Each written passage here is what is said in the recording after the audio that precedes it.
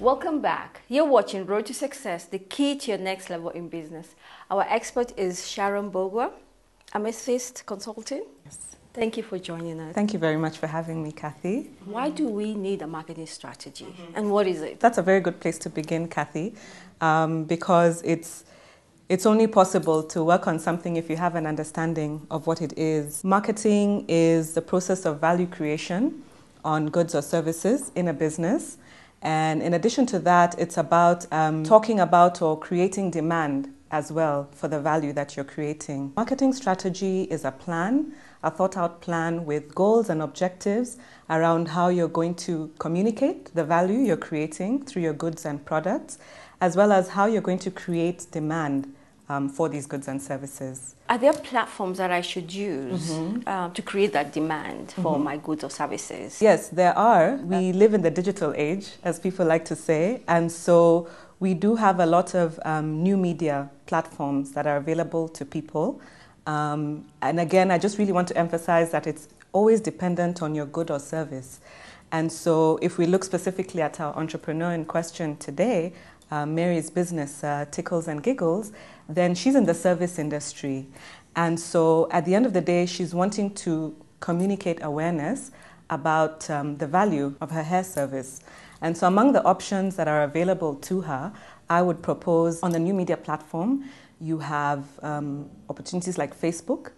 And so something as simple as a Facebook page, free to create, goes a long way in terms of creating the awareness so people know about this. Other, if I could call more traditional marketing platforms available to us include just attending events. Attending events, again, specific for Mary, I would recommend child-related events.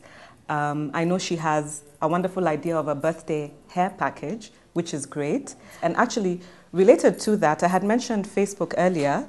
Already on Facebook, we have a number of businesses that handle children's, I could call them activities or products, from daycare centers to, there's all sorts that you can find online. And so one approach could actually be through going onto Facebook and understanding what some of these are, learning how one can even collaborate with some of these services. So if I know about a daycare center that's probably near where my salon is, I collaborate with the owner, and when they're running their activities, based on the people who come to attend, I get a chance to speak to them about what I'm doing. And so at the end of the day, I guess if we're putting emphasis on what it is, it's all around creating awareness for the value of what you have. And so back to the strategy, then it's your documented plan around how you're going to do that. What are the different steps I'm going to take towards achieving this level of awareness? Sharon, is a marketing strategy an expensive affair? Again, good question, Kathy, because as any business owner, then you're always looking at, if I'm going to be spending money on just even telling people about what I'm doing, is that even money well spent? Could I be doing something else? But I want to believe the answer to that question is no. It's very relative to the business that one is doing. So again, there are those businesses that have had the benefit of either time or either just very unique offerings where simple conversation around oneself and talking about what one is doing already tends to, bring a lot of awareness about what people are doing. The beauty of a marketing strategy is that, one, it shows an element of having thought through what you'd want to do. Anytime you start a business, and I really commend Mary for the time she took to do the business plan. That was an activity that was thought through. Within that, typically, then there's a marketing plan or strategy that guides anything around awareness and value creation of my service. How do I want to go about it? Prices range, I suppose, for the service offering.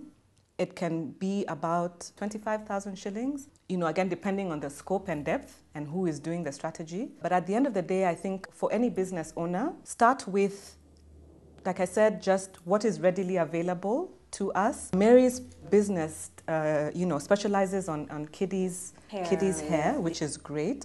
But anytime you talk hair, you're talking grooming, you're talking personal appearance. So Mary herself is a walking brand of her salon. if her hair is always good and she Even gets her into children. the conversation. And if her children, Yeah. and people are always commenting about, I love how this person's hair is done. So all that at the end of the day is one can say a form of marketing. But the strategy is helpful because it's thought through, it's documented. It also factors in what one can do where, because we appreciate that a business is a growing entity. You may know you want to get there, but you're here. But you've documented it, and by a certain time, I know, for instance, I'll want to say advertise, or a certain time I'll want to do this, because your eventual financial goal.